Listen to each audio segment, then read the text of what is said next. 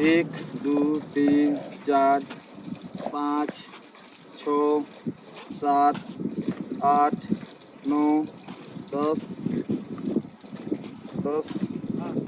भाई हमको छुट्टी जाना है, प्लीज आप छुट्टी पास कर दीजिए, घर पे जाना है। अरे यार भाई छुट्टी कैसे पास कर दूँ? यहाँ सारा नौकरी खतरे में पड़ा है, तुमको छुट्टी का लगा है? सुबह से हम खाना नहीं खाए, काउंटिंग कर करके थक गए हैं और तुमको छुट्टी को पड़ा है। यहाँ नौकरी साला खतरा में हमारा पड़ा है, उठ साला गड़बड़ हो गया है, तुम बोलते हो छुट्टी जाएंगे, नौकरियाँ खाओगे का हमारा? अरे मारा 100 फुट तो बढ़ने पड़ा सर, गिनी ना 1 2 3 4 5 6 7 कहाँ उठ गए बड़ा बड़ा? अरे हम गिन रहे नहीं बाबू, 10 को फुट रहना से एगो गड़बड़ा गइल बा, ठीक न? अरे कहाँ गड़बड़ा गइल मारा 100 फुट तो बढ़ने पड़ा। ना ना ना ना ना ना ये तरह ना होई, तोरे छुट्टी के लागल बा जे गाड़ फटल बाटे, पहले पूरा ढूढ़ा जाई, ओकर बाद हम ऑफिस में छुट्टी के बात करो। लाड़ पापा जा से मदद नहीं ना तो पहला दुबई इंडिया से नौकरी करे खातिर जहाजी में एक बाटे लगा के बोतल हम छुट्टी जाई जा अपन बोलत रह।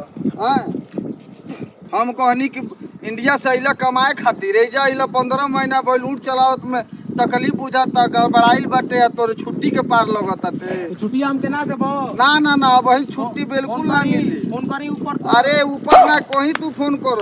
तारा मन के तारा ही सीधा कि ना देबो? ना ना ना छुट्टी अबे ना मिली बाबू, वही ऊँट से समारा ऊँट में आइल वाला मजरा में अइला दुबई दरहम कमाए न, बढ़िया से कमा लो, ओकर बाद 2 साल पूरा हो तब छुट्टी मिली। अरे टेंशन मतलब तू यूपीए का हुआ, हम ठीक बा यूपी कहे, मगर 2 साल खातिर 2 साल के बाद 2 साल रहो तब तो जिक्र फिक्र करब, 1 रुपया ना दे, टिकटो ना मिली और चल जेबो चुपचाप इंडिया।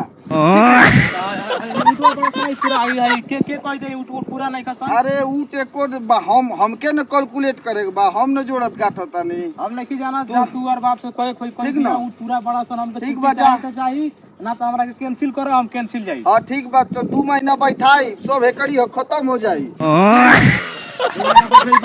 2 महीना बैठे के पड़ी। अबे फंसा दे। अरे का फंसाई बो? यही बार फंसा दे, कोनो बात नहीं के, यही बार फंसा दे तू।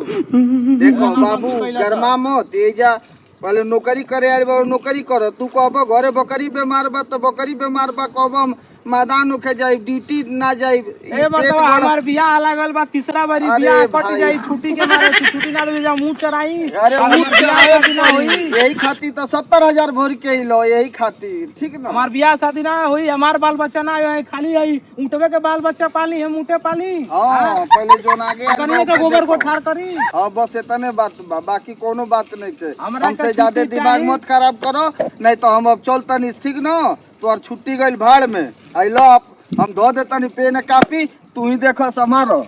गाड़ी मरले कर बहिन के चोतो केरा दुबई हम हो तो जोन होई तो